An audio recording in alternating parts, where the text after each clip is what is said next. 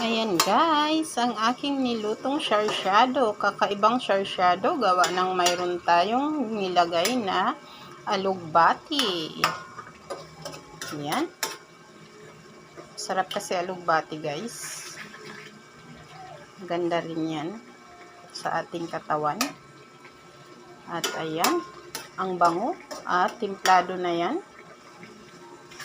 Ayan ang ating ulam for today. Maanghang. Ayan. Siguro ngayon lang kayo nakakita ng sarsyado na ganito guys. Mayroong gulay. Ganyan ako guys. Mahilig mag-imbento ng ulam. Pero para sa akin yan. Healthy pa. Ayan. Thank you for watching. Bye-bye.